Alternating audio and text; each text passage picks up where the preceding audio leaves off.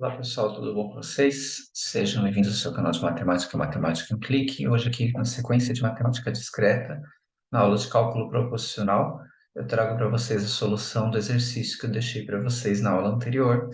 Era um exercício que vocês teriam que aplicar, né? Aí, algumas propriedades, leis, né?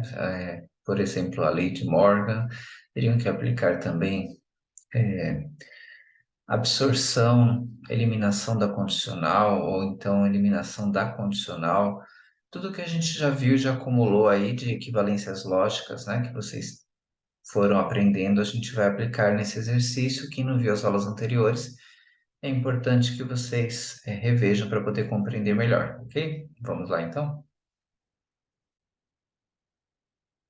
Então, pessoal, tudo que a gente já viu, né, sobre equivalências lógicas, né, e as leis que podem ser aplicadas, né, aqui no cálculo proposicional, estão aqui resumidos, né, no nosso quadro, e a gente vai aplicar algumas delas na aula de hoje, né, então à medida que for aparecendo, eu vou voltar para falar aqui para vocês especificamente de algumas delas no nosso quadro, mas lembrando que a gente já viu essas equivalências lógicas anteriormente e essas leis, ok? Vamos lá, então. Vou colocar aqui. Então, o exercício que eu deixei para vocês, deixa eu colocar também aqui a caneta para a gente poder. Então, aqui, ó, a gente tem, né, toda essa estrutura aqui de cálculo proposicional, a gente tem, então, essas proposições compostas, né, que para fazer aqui uma simplificação dela, né, para ver qual que seria uma estrutura de proposição, né, também composta, mas que seja mais resumida e que tenha o mesmo valor lógico final, que é essa grande, né, questão, você conseguir simplificar, trocar uma estrutura de cálculo proposicional que é mais ampla, com mais operadores, com mais proposições, e você resumir, mas que tenha o mesmo valor lógico, né? A gente vai perceber isso no final dessa atividade, mas vamos ver que a gente percebe aqui, né? Então, a gente tem algumas condicionais, eu posso fazer a eliminação das condicionais, né? A gente também já percebe aqui que tem aqui a negação, ó, do aqui do E, né? B, E, negação de A, aqui tem uma negação fora dos parênteses, eu posso aplicar a lei de Morgan, né? Para fazer aqui a mudança, então basicamente vai ser isso que a gente vai fazer inicialmente, eliminação da condicional e aplicar a lei de Morgan. Então, as 5 e 9, né? Então, se você olhar aqui, ó, deixa eu só colocar aqui para vocês, antes de as 5 e a 9, ó, só para vocês observarem, leis de Morgan, né? A negação de A ou B é a negação de A e negação de B. Então, eu posso fazer a troca, né, pela lei de Morgan, e aqui negação de A e B, eu posso trocar por negação de A ou negação de B. Então, a gente também vai aplicar a eliminação da condicional. A gente vai aplicar precisamente essa daqui, A implica B ou A condicional B, eu posso trocar por negação de A ou B. Essa que a gente vai usar, né? Teria outras opções aqui que vocês podem observar, que é o contrapositivo, quando você inverte o lado, inverte aí, também eles ficam negativos.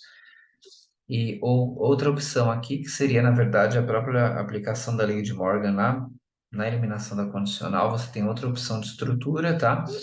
Mas o que a gente vai aplicar vai ser essa, ó. A condicional B, eu vou trocar por negação de A ou B, tá? Observem, ó. Então, aqui, aplicando na lei de Morgan e eliminação da condicional, olha como que ficou. Deixa eu destacar aqui para vocês. Então, a gente tem aqui, ó, onde tinha condicional, né, aqui C condicional A, ficou negação de C ou A. Onde tinha aqui C condicional C, ficou negação de C ou C, porque a gente eliminou a condicional, né? Acho que eram somente essas as condicionais, e aqui a negação de B e negação, está fora dos parênteses, né? Então, aqui abrindo aqui o parênteses, a gente tem B e negação de A, então aplicando o Morgan, né? Eu fiz o quê, ó? Ficou, eu tiro essa negação que estava fora, né? E como que ficou dentro, ó? Aqui eu faço inversão, onde era B ficou negação de B, onde era negação de A ficou negação da negação de A, né? Então ficou o próprio A. E aqui eu inverto o operador e para o operador lógico ou, né? Eu troco, melhor dizendo, né? Então eu troco. Isso é o que a lei de Morgan permite. Se você tem o e entre eles, né? E você tem a negação do lado externo, você coloca os dois como sendo negações. Então, ó, B era aqui somente B, então ficou a negação de B. A negação de A ficou a negação da negação, ficou só o A. E aí eu troco o operador lógico, o E pelo OU, ok? Vamos lá? Então, a primeira troca foi, a gente aplicou a lei de Morgan e a gente eliminou a condicional. Agora a gente vai usar ali no nosso quadro, vejam, 11 e 8, ó. Só para relembrar, vou sempre voltar para mostrar para vocês, a gente vai aplicar aqui 11.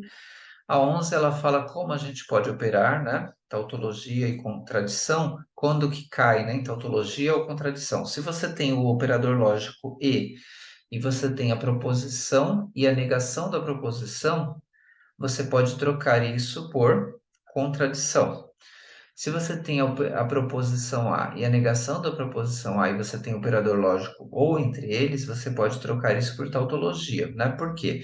Se você tem a informação e a negação da mesma informação, né? No E, vai dar sempre falso, então cai numa contradição. Se você tem o ou, né? E pelo menos um deles é verdadeiro, vai dar sempre verdadeiro.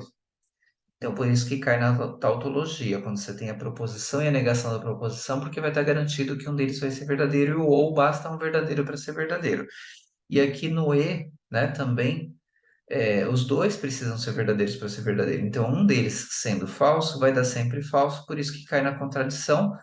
E aqui também no 8, né, falando sobre tautologia e contradição, se você tem qualquer proposição e tautologia, vai dar essa outra proposição, não vai dar tautologia. Por exemplo, se a proposição for verdadeira ou for falsa, ela vai prevalecer porque, no caso, você tem tautologia que é verdade, né? Se a sua proposição for verdadeira, então vai prevalecer o verdadeiro da proposição A.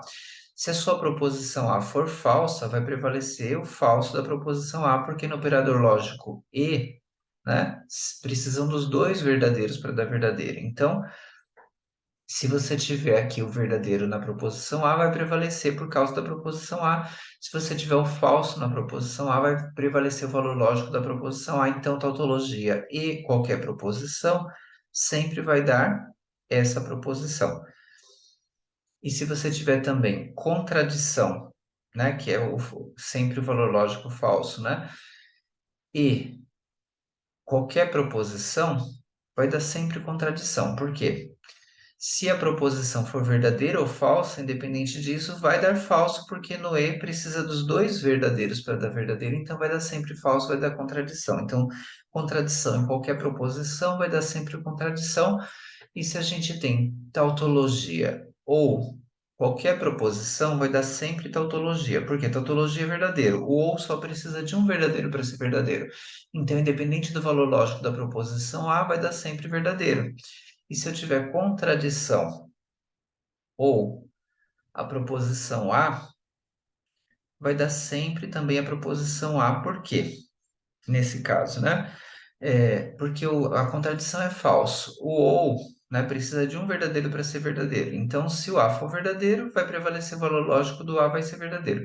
Se o A for falso, também vai prevalecer o valor lógico do A, vai ser falso. Então, contradição ou proposição qualquer vai dar o valor lógico da proposição qualquer. Então, aqui é como a gente opera quando tem, né, tautologias e contradições associados pelo operador lógico e ou, né, com qualquer proposição.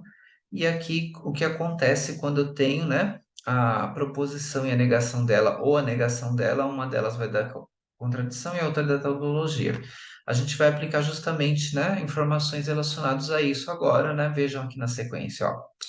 A gente tinha parado aqui, ó, negação de C ou C. Então, a gente acabou de ver se eu tenho a contradição, perdão, aqui não é contradição, aqui é a proposição lógica C. Se eu tenho negação do C ou C, o operador lógico ou precisa de um verdadeiro para que seja verdadeiro. Então, como eu tenho a negação da proposição C ou C, vai dar sempre verdadeiro, é tautologia, tá?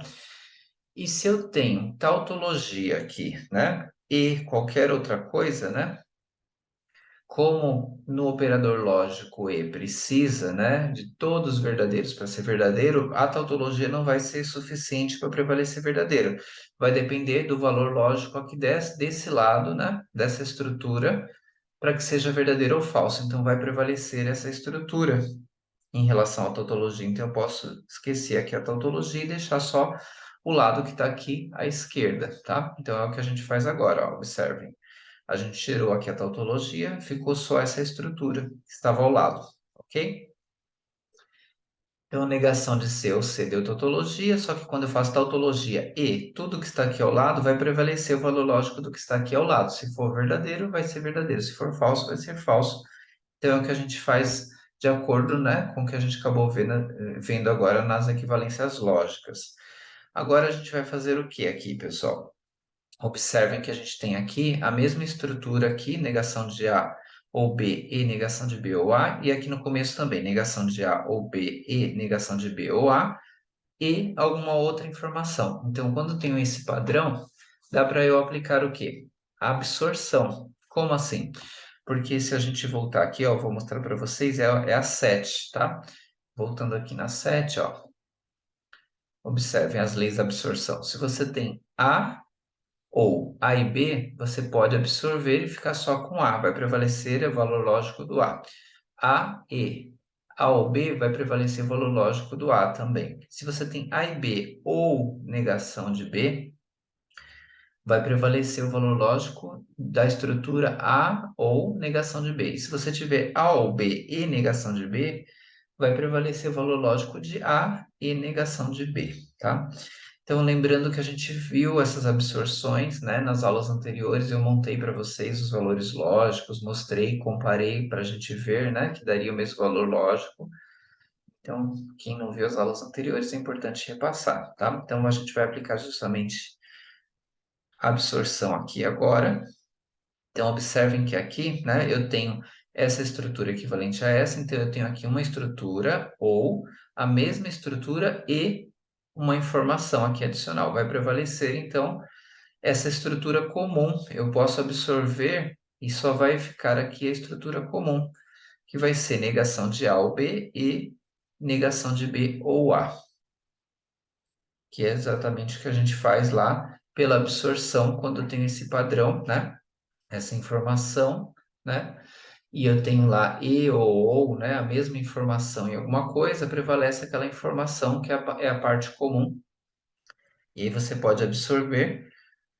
E aqui, se vocês prestarem atenção, isso aqui, na verdade, é a estrutura de quando eu elimino a bicondicional, tá? A bicondicional que está lá no 10, ó. Aqui é 10, ó. Você pode eliminar a bicondicional, A bicondicional B, trocando por A e B, ou negação de A e negação de B, ou você pode trocar B condicional por negação de A ou B e negação de B ou A. Então, se você vem para cá, o que que a gente tem, ó? Negação de A ou B e negação de B ou A. Assim como eu posso eliminar a bicondicional e transformar numa estrutura como essa, eu posso fazer o inverso. Então, eu posso também trocar essa estrutura pela bicondicional. Então, aqui simplificou bastante. Toda essa estrutura aqui que a gente tinha bem grande tem o mesmo valor lógico do A bicondicional B. E se eu quisesse verificar, eu poderia montar uma tabela verdade com toda essa estrutura bem grande que a gente tinha desde o começo, o valor lógico final dela, se vocês compararem o valor lógico final dela fazendo com A bicondicional B, vocês vão ver que os valores lógicos conferem, são os mesmos. Então, é uma estrutura equivalente. A gente achou dois cálculos proposicionais ou duas proposições compostas, né? Que são aí equivalentes, mas uma é bem mais resumida, A bicondicional B em relação à primeira estrutura, então, mas se eu quisesse trocar uma pela outra, elas são equivalentes porque elas produzem o mesmo valor lógico final aí de valores verdadeiros e falsos. Se você começar a comparar, ó, o primeiro aqui nessa estrutura bem grande deu verdadeiro. Se você fizesse bicondicional A e B com 0 e 0, dá verdadeiro, né? Porque quando são os dois falsos no bicondicional dá verdadeiro. Então, se fosse comparando uma a uma, você ia ver que elas são realmente equivalentes porque têm os mesmos valores lógicos, tá certo? Então, voltaremos na próxima aula com mais cálculo proposicional. Ótimos estudos a todos. Um abraço, até a próxima.